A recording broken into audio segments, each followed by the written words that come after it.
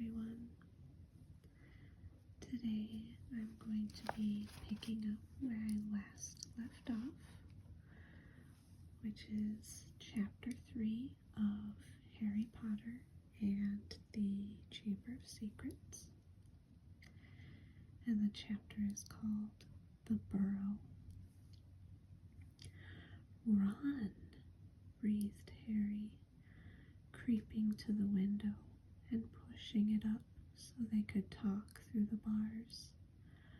"Ron, how did you... what the..." Harry's mouth fell open as the full impact of what he was seeing hit him. Ron was leaning out of the back window of an old turquoise car which was parked in mid-air. Grinning at Harry from the front seats were Fred and George, Ron's elder twin brothers. "All right, Harry?" asked George. "What's been going on?" said Ron. "Why haven't you been answering my letters? I've asked you to stay about 12 times, and then Dad came home and said you'd got an official warning for using magic in front of Muggles. It wasn't me. And how did he know?" "He works for the ministry," said Ron. "You know we're not supposed to do spells outside of school." "You should talk," said Harry, staring at the floating car. "Oh, this doesn't count," said Ron. "We're only borrowing this. It's Dad's car. It's Dad's. We didn't enchant it. But doing magic in front of those Muggles you live with. I told you, I didn't. But it'll take too long to explain now. Look, can you tell them at Hogwarts that the Dursleys have locked me up and won't let me come back? And I obviously can't magic myself out, because the ministry'll think that's the second spell I've done in 3 days. So, stop gibbering," said Ron. "We've come to take you home with us." "But you can't magic me out either." "We don't need to," said Ron, jerking his head toward the front seat and grinning. "You forget who I've got with me." "Tie that around the bars," said Fred, throwing the end of a rope to Harry. "If the Dursleys wake up, I'm dead," said Harry as he tied the rope tightly around a bar, and Fred revved up the car. "Don't worry," said Fred, "and stand back." Harry moved back into the shadows next to Hedwig, who seemed to have realized how important this was and kept still and silent. The car revved louder and louder, and suddenly, with a crunching noise, the bars were pulled clean out of the window as Fred drove straight up in the air. Harry ran back to the window to see the bars dangling a few feet above the ground. Panting, Ron hoisted them up into the car. Harry listened anxiously, but there was no sound from the Dursleys' bedroom. When the bars were safely in the back seat with Ron, Fred reversed as close as possible to Harry's window. "Get in," Ron said, "but all my Hogwarts stuff, my wand, my broomstick, where is it?" "Locked in the cupboard under the stairs, and I can't get out of this room." "No problem," said George from the passenger seat. "Out of the way, Harry." Fred and George climbed cat-like through the window into Harry's room. "You had to hand it to them," thought Harry, as George took an ordinary hairpin from his pocket and started to pick the lock. "A lot of wizards think it's a waste of time knowing this sort of muggle trick," said Fred, "but we feel their skills worth learning, even if they are a bit slow." There was a small click, and the door swung open. "So, we'll get your trunk. You grab anything you need from your room and hand it out to Ron," whispered George. "Watch out for the bottom stair. It creaks," Harry whispered back as the twins disappeared onto the dark landing. Harry dashed around his room, collecting his things and passing them out of the window to Ron. Then he went to help Fred and George heave his trunk up the stairs. Harry heard Uncle Vernon cough. At last, panting, they reached the landing, then carried the trunk through Harry's room to the open window. Fred climbed back into the car to pull with Ron, and Harry and George pushed from the bedroom side. Inch by inch, the trunk slid through the window. Uncle Vernon coughed again. "A bit more," panted Fred, who was pulling from inside the car. "One good push." Harry and George threw their shoulders against the trunk, and it slid out of the window into the back seat of the car. "Okay, let's go," George whispered. But as Harry climbed onto the windowsill, there came a sudden loud screech from behind him, followed immediately by the thunder of Uncle Vernon's voice. "That ruddy owl! I've forgotten Hedwig." Harry tore back across the room as the landing light clicked on. He snatched up Hedwig's cage, dashed to the window, and passed it out to Ron. He was scrambling back onto the chest of drawers when Uncle Vernon hammered on the unlocked door, and it crashed open. For a split second, Uncle Vernon stood framed in the doorway. Then he let out a bellow like an angry bull and dived at Harry, grabbing him by the ankle. Fred and George seized Harry's arms and pulled as hard as they could. "Petunia!" roared Uncle Vernon. "He's getting away! He's getting away!"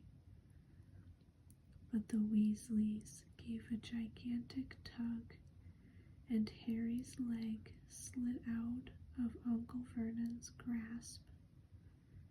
Harry was in the car. He'd slammed the door shut. "Put your foot down, Fred," yelled Ron, and the car shot suddenly toward the moon. Harry couldn't believe it. He was free. He rolled down the window, the night air whipping his hair, and looked back at the shrinking rooftops of Privet Drive. Uncle Vernon, Aunt Petunia, and Dudley were all hanging dumbstruck out of Harry's window. "See you next summer," Harry yelled. The Weasleys roared with laughter, and Harry settled back in his seat, grinning from ear to ear.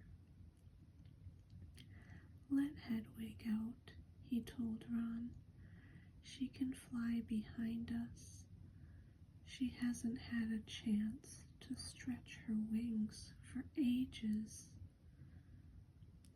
George handed the hairpin to Ron, and a moment later, Hedwig soared joyfully out of the window to glide alongside them like a ghost. "So, what's the story, Harry?" said Ron impatiently. "What's been happening?"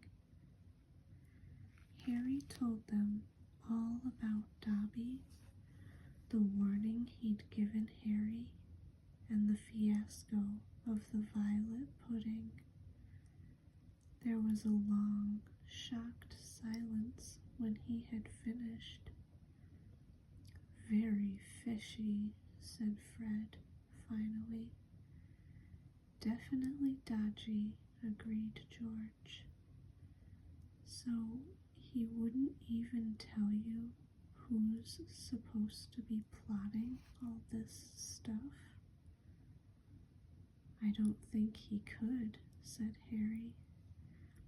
"I told you, every time he got close to letting something slip, he started banging his head against the wall." He saw Fred and George look at each other. "What, you think he was lying to me?" said Harry. "Well," said Fred, "put it this way. House elves have got powerful magic of their own, but they can't usually use it without their master's permission. I reckon old Dobby was sent to stop you coming back to Hogwarts. Someone's idea of a joke. Can you think of anyone at school with a grudge against you?" "Yes," said Harry and Ron together instantly. "Draco Malfoy," Harry explained. "He hates me." "Draco Malfoy?" said George, turning around. "Not Lucius Malfoy's son?" "Must be. It's not a very common name, is it?" said Harry. "Why?" "I've heard Dad talking about him," said George. "He was a big supporter of you-know-who." And when you know who disappeared, said Fred, craning around to look at Harry. Lucius Malfoy came back saying he'd never meant any of it. Load of dung. Dad reckons he was right in you-know-who's inner circle. Harry had heard these rumors about Malfoy's family before, and they didn't surprise him at all. Malfoy made Dudley Dursley look like a kind, thoughtful, and sensitive boy. I don't know whether the Malfoys own a house elf, said Harry. Well, whoever owns him will be an old wizarding family, and they'll be rich, said Fred. Yeah, Mum's always wishing we had a house elf to do the ironing, said George. But all we got is a lousy old ghoul and in the attic and gnomes all over the garden. House elves come with big old manors and castles and places like that. You wouldn't catch one in our house. Harry was silent. Judging by the fact that Draco Malfoy usually had the best of everything, his family was rolling in wizard gold. He could just see Malfoy strutting around a large manor house,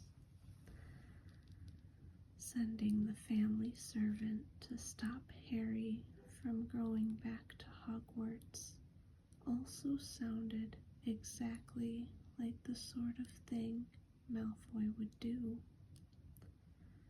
Had Harry been stupid to take Dobby seriously? I'm glad we came to get you anyway, said Ron. I was getting really worried when you didn't answer any of my letters. I thought it was Errol's fault at first. Who's Errol? Our owl. He's ancient. It wouldn't be the first time he'd collapsed on a delivery. So then I tried to borrow Hermes. Who? The owl Mum and Dad bought Percy when he was made prefect, said Fred from the front. But Percy wouldn't lend him to me, said Ron. Said he needed him. Percy's been acting very oddly this summer, said George, frowning. And he has been sending a lot of letters and spending a load of time shut up in his room. I mean, there's only so many times you can polish a prefect badge. You're driving too far west, Fred, he added, pointing at a compass on the dashboard. Fred twiddled the steering wheel. So, does your dad know you've got the car? Said Harry, guessing the answer. No, said Ron. He had to work tonight. Hopefully we'll be able to get it back in the garage without Mum noticing we flew it. What does your dad do at the Ministry of Magic anyway? He works in the most boring department, said Ron. The Misuse of Muggle Artifacts office. The what? It's all to do with bewitching things that are Muggle-made, you know, in case they end up back in a Muggle shop or house. Like last year, some old witch died and her tea set was sold to an antique shop. This Muggle woman bought it, took it home, and tried to serve her friends tea in it. It was a nightmare. Dad was working overtime for weeks. What happened? The teapot went berserk and squirted boiling tea all over the place, and one man ended up in the hospital with the sugar tongs clamped to his nose. Dad was going frantic. It's only him and an old warlock called Perkins in the office, and they had to do memory charms and all sorts of stuff to cover it up. But your dad, this car? Fred laughed. Yeah, Dad's crazy about everything to do with Muggles. Our shed's full of Muggle stuff. He takes it apart, puts spells on it, and puts it back together again. If he raided our house, he'd have to put himself under arrest. It drives Mum mad. That's the main road, said George, peering down through the windshield. We'll be there in 10 minutes. Just as well. It's getting light. A faint pinkish glow was visible along the horizon to the east. Fred brought the car lower, and Harry saw a dark patchwork of fields and clumps of trees. We're a little way outside the village, said George. Ottery St. Catchpole. Lower and lower went the flying car. The edge of a brilliant red sun was now gleaming through the trees.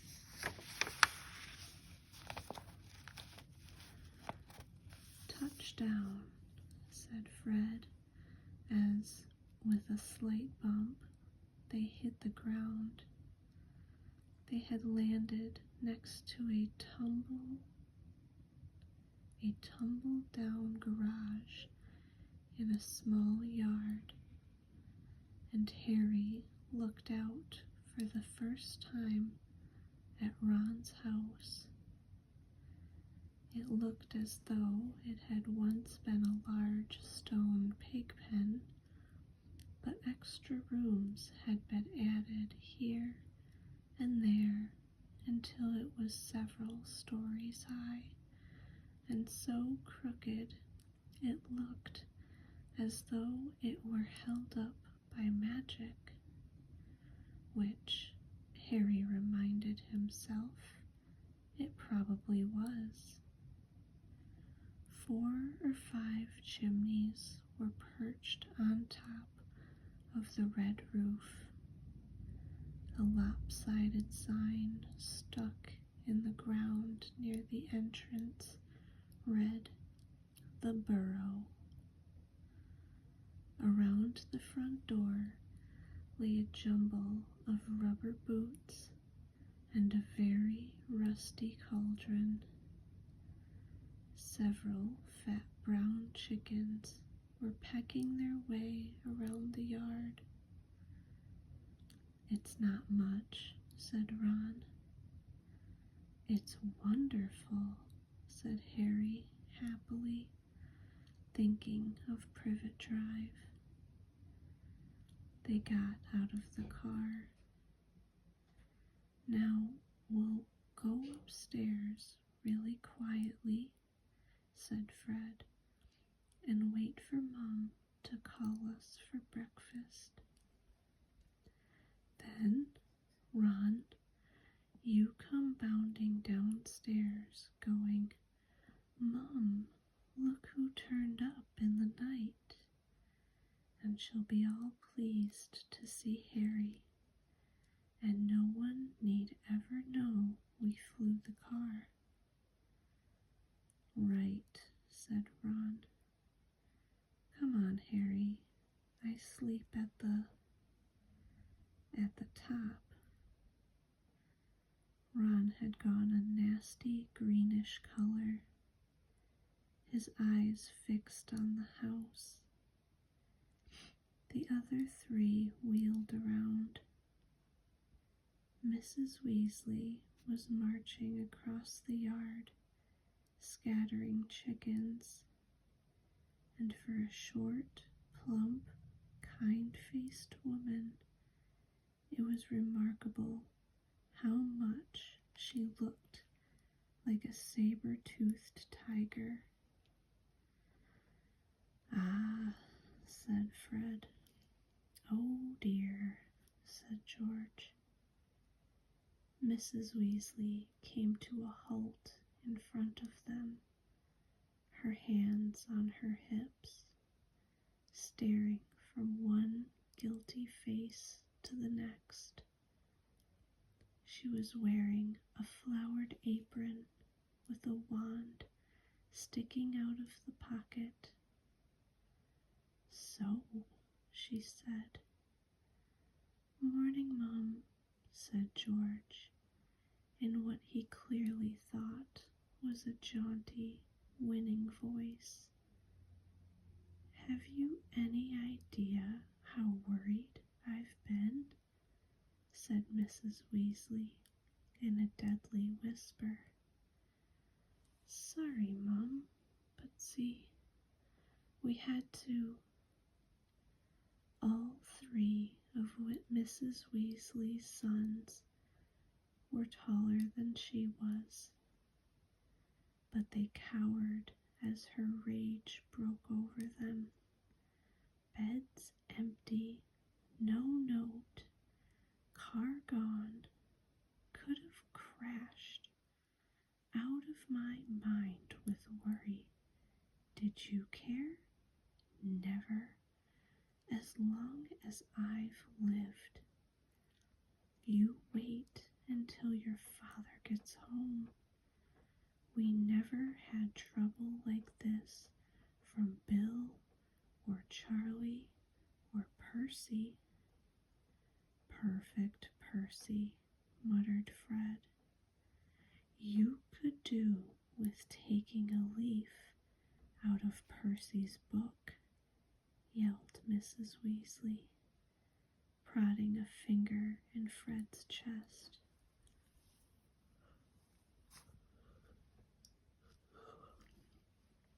You could have died. You could have been seen. You could have lost your father his job. It seemed to go on for hours. Mrs. Weasley had shouted herself hoarse before she turned on Harry, who backed away. I'm very pleased to see you, Harry dear, she said.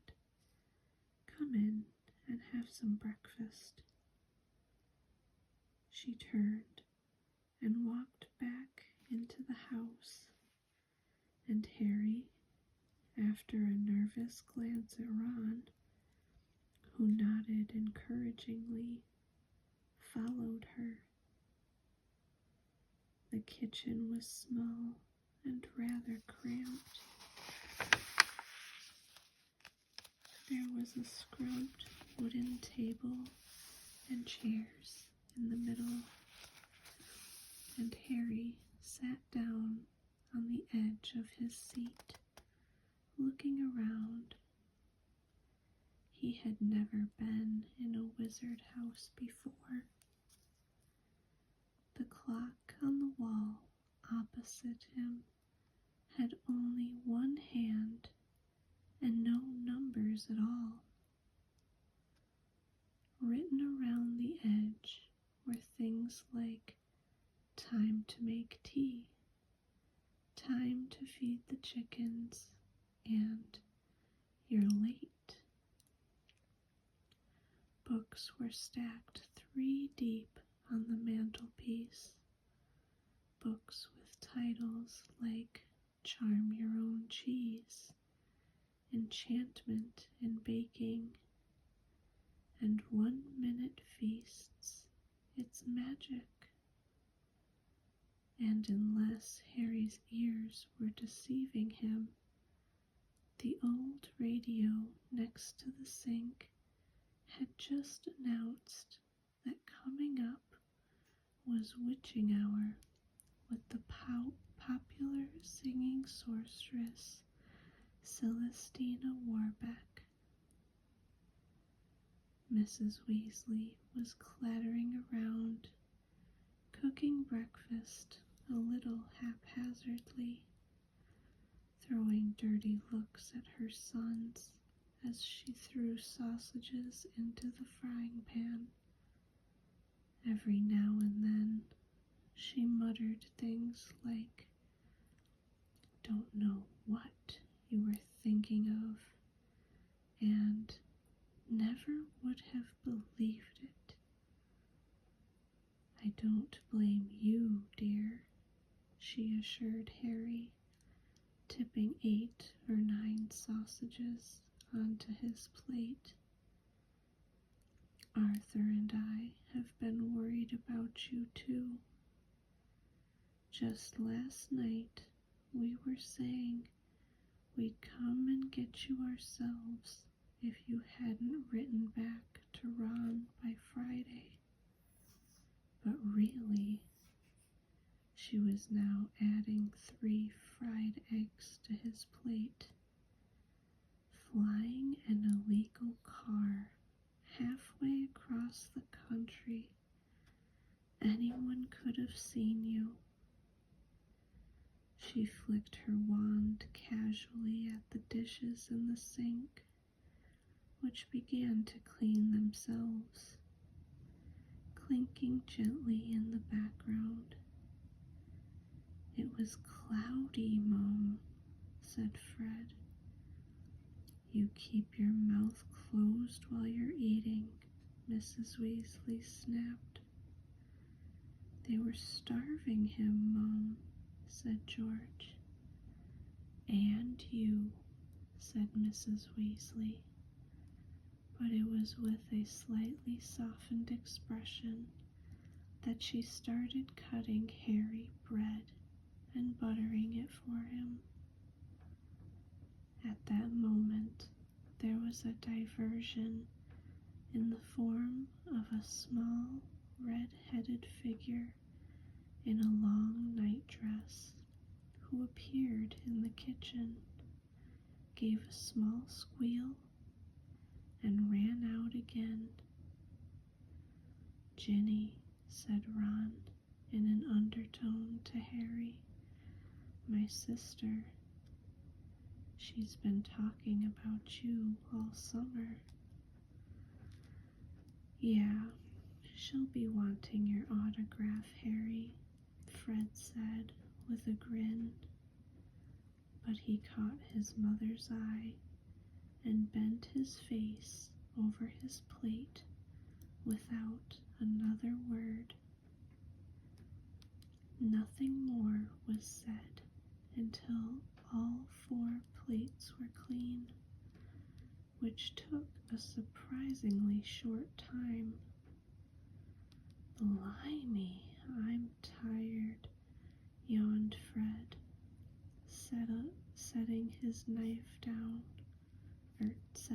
knife and fork at setting down his knife and fork at last. "I think I'll go to bed and you will not, snapped Mrs. Weasley. It's your own fault you've been up all night. You're going to denome the garden for me.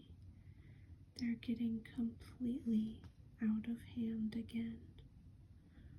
Oh, Mom, and you too, she said, glaring at Ron and Fred.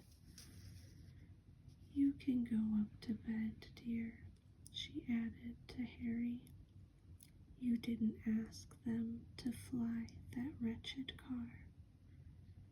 But Harry, who felt wide awake, said quickly, I'll help Ron. I've never seen a denoming. That's very sweet of you, dear, but it's dull work, said Mrs. Weasley. Now, let's see what Lockhart's got to say on the subject. And she pulled a heavy book from the stack on the mantelpiece. George groaned. Mum, we know how to denome a garden. Harry looked at the cover of Mrs. Weasley's book.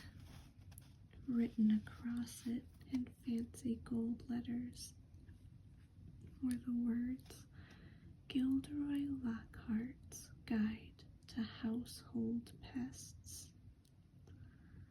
There was a big photograph on the front of a very good-looking wizard with wavy blonde hair and bright blue eyes. As always, in the wizarding world, the photograph was moving. The wizard, who Harry supposed was Gilderoy Lockhart, kept winking cheekily up at them all. Mrs. Weasley beamed down at him. Oh, he is marvelous, she said. He knows his household pests all right. It's a wonderful book. Mum fancies him, said Fred in a very audible whisper. Don't be so ridiculous, Fred, said Mrs. Weasley, her cheeks rather pink. All right, if you think you know better than Lockhart, you can go and get on with it. And woe betide you if there's a single gnome in that garden when I come out to inspect it. Yawning and grumbling, the Weasleys slouched outside with Harry behind them. The garden was large, and in Harry's eyes, exactly what a garden should be. The Dursleys wouldn't have liked it. There were plenty of weeds, and the grass needed cutting, but there were gnarled trees all around the walls, plants Harry had never seen, spilling from every flower bed, and a big green pond full of frogs. Muggles have garden gnomes too, you know, Harry told Ron as they crossed the lawn. Yeah, I've seen those things they think are gnomes, said Ron, bent double with his head in a peony bush, like fat little Santa Clauses with fishing rods. There was a violent scuffling noise. The peony bush shuddered, and Ron straightened up. This is a gnome, he said grimly. Get off me, get off me, squealed the gnome. It was certainly nothing like Santa Claus. It was small and leathery looking, with a large, knobby bald head, exactly like a potato. Ron held it at arm's length as it kicked out at him with its horny little feet. He grasped it around the ankles and turned it upside down. This is what you have to do, he said. He raised the gnome above his head. Get off me, and started to swing it in great circles like a lasso. Seeing the shocked look on Harry's face, Ron added, It doesn't hurt them. You've just got to make them really dizzy so they can't find their way back to the gnome holes. He let go of the gnome's ankles. It flew 20 feet into the air and landed with a thud in the field over the hedge. Pitiful, said Fred.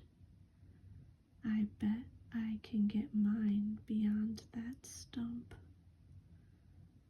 Harry learned quickly not to feel too sorry for the gnomes. He decided just to drop the first one he caught over the hedge, but the gnome, sensing weakness, sank its razor-sharp teeth into Harry's finger, and he had a hard job shaking it off until, wow, Harry, that must have been 50 feet. The air was soon thick with flying gnomes. See, they're not too bright, said George, seizing 5 or 6 gnomes at once. The moment they know the denoming's going on, they storm up to have a look. You'd think they'd have learned by now just to stay put. Soon, the crowd of gnomes in the field started walking away in a straggling line, their little shoulders hunched. They'll be back, said Ron, as they watched the gnomes disappear into the hedge on the other side of the field. They love it here. Dad's too soft with them. He thinks they're funny. Just then, the front door slammed. He's back, said George. Dad's home. They hurried through the garden and back into the house. Mr. Weasley was slumped in a kitchen chair with his glasses off and his eyes closed. He was a thin man, going bald, but the little hair he had was as red as any of his children's. He was wearing long green robes, which were dusty and travel-worn. What a night, he mumbled, groping for the teapot as they all sat down around him. 9 raids, 9! And old Mundungus Fletcher tried to put a hex on me when I had my back turned. Mr. Weasley took a long gulp of tea and sighed. "Find anything, Dad?" said Fred eagerly. "All I got were a few shrinking door keys and a biting kettle," yawned Mr. Weasley. "There was some pretty nasty stuff that wasn't my department, though. Mortlake was taken away for questioning about some extremely odd ferrets, but that's the Committee on Experimental Charms, thank goodness. Why would anyone bother making door keys shrink?" said George. "Just muggle baiting," sighed Mr. Weasley. "Sell them a key that keeps shrinking to nothing so they can never find it when they need it. Of course, it's very hard to convict anyone because no muggle would admit their key keeps shrinking. They'll insist they just keep losing it. Bless them, they'll go to any lengths to ignore magic, even if it's staring them in the face. But the things our lot have taken to enchanting, you wouldn't believe. Like cars, for instance." Mrs. Weasley had appeared, holding a long poker like a sword. Mr. Weasley's eyes jerked open. He stared guiltily at his wife. "Cars, Molly dear?" "Yes, Arthur, cars," said Mrs. Weasley, her eyes flashing. "Imagine a wizard buying a rusty old car and telling his wife all he wanted to do with it was take it apart to see how it worked, while really he was enchanting it to make it fly." Mr. Weasley blinked. "Well, dear, I think you'll find that he would be quite within the law to do that, even if, he maybe would have done better to, tell his wife the truth. There's a loophole in the law, you'll find. As long as he wasn't intending to fly the car, the fact that the car could fly wouldn't." "Arthur Weasley, you made sure there was a loophole when you wrote that law," shouted Mrs. Weasley. "Just so you could carry on tinkering with all that muggle rubbish in your shed. And for your information, Harry arrived this morning in the car you weren't intending to fly." "Harry?" said Mr. Weasley blankly. "Harry who?" He looked around, saw Harry, and jumped. "Good Lord, is it Harry Potter? Very pleased to meet you. Ron's told us so much about. Your sons flew that car to Harry's house and back last night," shouted Mrs. Weasley.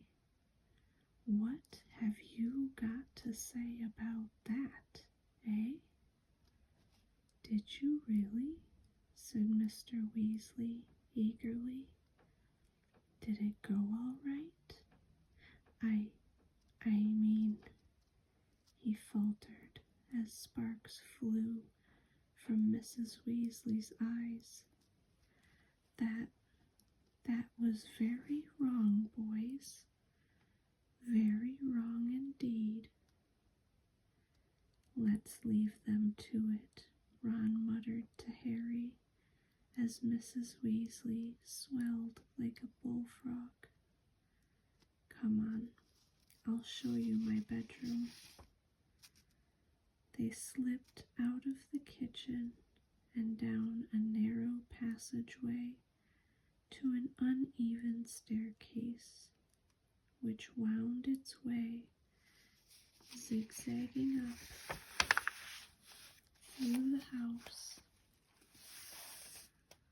On the third landing, a door stood ajar. Harry just caught sight of a pair of bright brown eyes staring at him before it closed with a snap.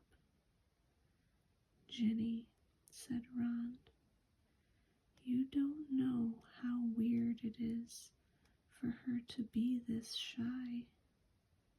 She never shuts up normally.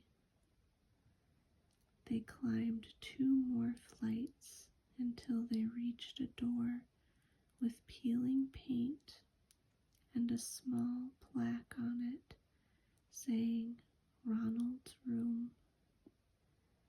Harry stepped in, his head almost touching the sloping ceiling, and blinked. It was like walking into a furnace. Nearly everything in Ron's room seemed to be a violent shade of orange. The bedspread, the walls, even the ceiling. Then Harry realized that Ron had covered nearly every inch of the shabby wallpaper with posters of the same 7 witches and wizards, all wearing bright orange robes, carrying broomsticks, and waving energetically. Your Quidditch team? Said Harry. The Chudley Cannons, said Ron, pointing at the orange bedspread, which was emblazoned with 2 giant black C's and a speeding cannonball. 9th in the league.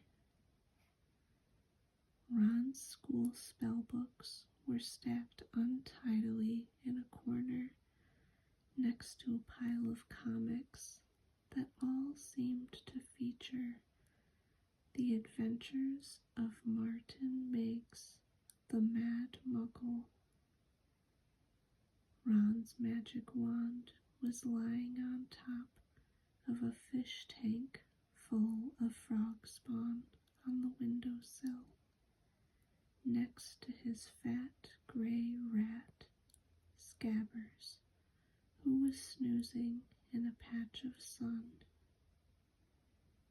Harry stepped over a pack of self-shuffling playing cards on the floor and looked out of the tiny window.